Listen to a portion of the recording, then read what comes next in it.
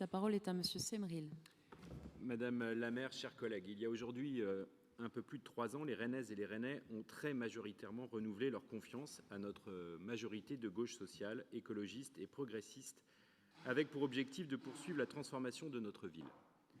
Une transformation avec pour boussole le maintien du cap de la justice sociale et le renforcement de notre résilience climatique. 3 ans, c'est précisément la moitié de ce mandat que nous ont confié nos concitoyens et pour lequel nous estimions important de présenter un bilan, un point d'étape, soucieux de leur rendre compte en toute transparence. Une démarche qui incarne l'idée que cette majorité se fait de la démocratie locale. Une démarche qui nous a conduit à assumer la production d'un bilan et qui est en train d'être distribué dans toutes les boîtes aux lettres de la ville. Nous allons présenter ce qui a été fait au-devant des Rennaises et des Rennais en allant à leur rencontre au plus près dans le cadre de 6 réunions publiques dans leur quartier dans les prochaines semaines.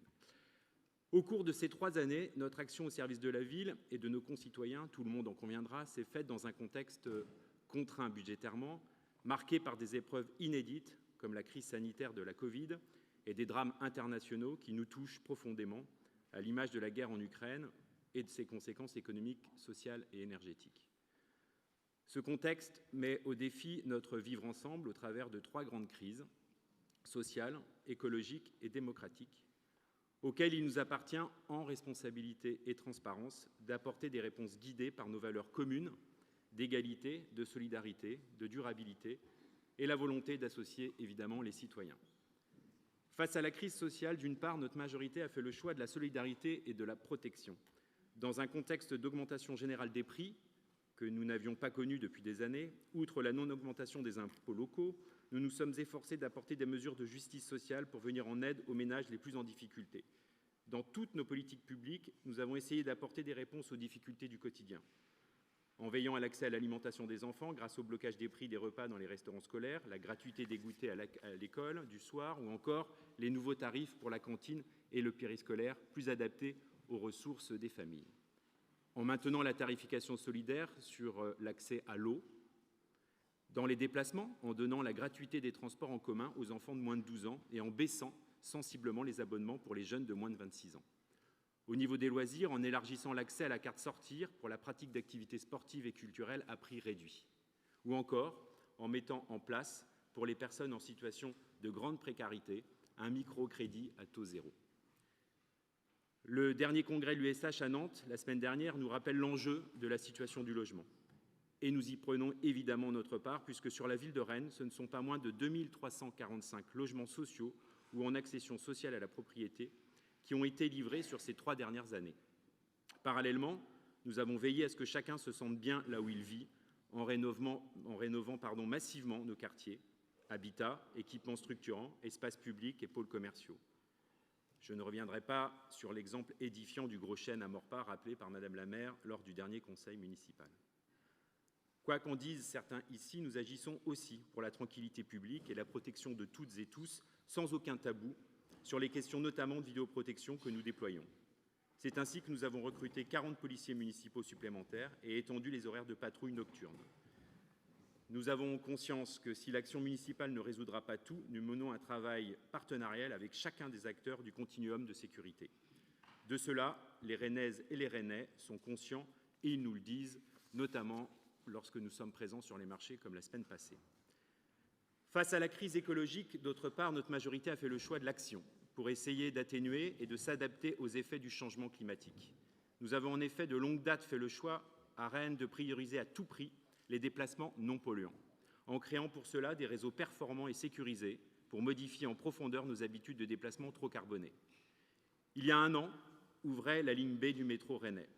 Sa fréquentation est aujourd'hui un plébiscite quotidien avec plus de 100 000 voyages par jour. Rappelons qu'en complétant notre réseau par cette seconde ligne, les 3/4 des Rennaises et des Rennais se trouvent aujourd'hui à moins de 10 minutes à pied d'une station. Je souhaiterais apporter des remerciements appuyés à notre collègue Mathieu Teurier pour son engagement sur cette réalisation. Nous possédons un réseau structurant, accessible à tous par les différents parkings relais qui ont été aménagés à ces terminus et sera complété à l'intérieur et au-delà de la rocade par les lignes de trambus. Cette priorité aux déplacements non polluants passe aussi par le développement des modes actifs que nous avons très largement favorisés. Pour le vélo, avec l'ouverture de tronçons du réseau Express Vélo, le fameux REV, et autres pistes cyclables sécurisées à l'intérieur de Rennes et au-delà, par l'augmentation significative de l'offre de stationnement sécurisé et gratuit, et par l'ouverture d'une maison du vélo près de la gare et de sa déclinaison mobile, chère Valérie Faucheux. Pour celles et ceux qui se déplacent à pied, nous sommes efforcés d'apaiser les déplacements en ville, notamment par l'expérimentation d'une zone à trafic limité dans l'hypercentre, par l'instauration dernièrement de la ville à 30 km/h sur l'ensemble des routes rennaises, ou encore l'expérimentation du dispositif Rue à l'école pour apaiser la circulation aux abords de ces dernières. Face à l'urgence climatique, nous avons également pris le parti d'aménager davantage d'espaces publics plus verts, plus apaisés, notamment pour s'adapter aux fortes chaleurs que nous connaissons fréquemment encore ce week-end. Notre ville se dote de nouveaux parcs, Borgard-Quincé et bientôt celui des Tanneurs ou encore des Prairies Saint-Martin. La ville, ses quartiers, ces nouveaux parcs se reboisent avec 11 300 arbres déjà plantés sur les 30 000 qui le seront sur les 6 années du mandat. Et on reconquiert évidemment là aussi les berges de la Vilaine, de l'île et de son canal franchi par de nouvelles passerelles. Des aménagements qui concernent tout autant les équipements communaux, à l'image de la désimperméabilisation et végétalisation de 9 cours d'école, de la rénovation thermique des bâtiments de la ville ou encore de l'installation de panneaux photovoltaïques sur les toits de plusieurs écoles et du conservatoire du Blône. Face à la crise démocratique, enfin, notre majorité a fait le choix de privilégier l'égalité et la citoyenneté.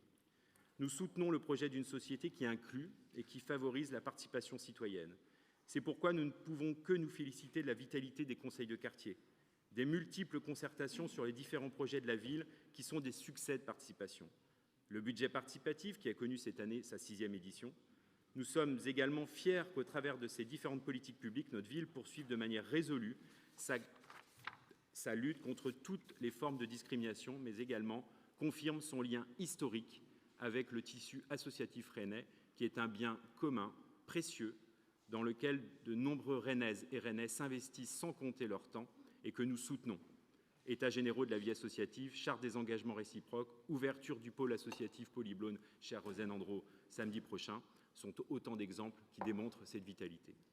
Enfin, répondre à la crise démocratique, ça passe tout autant par un investissement massif en faveur des citoyens de demain, les enfants et les jeunes Rennais, avec, là aussi, peut-être que parfois on l'oublie, la livraison d'une école par an depuis le début du mandat. Pasteur dans le centre-ville, Simone Veil à la Courrouze, il y a quelques semaines, Toni Morrison à Maurepas, avant une 4e école dans un nouveau quartier que nous affectionnons, le quartier de Beauchardonnay, à la rentrée prochaine.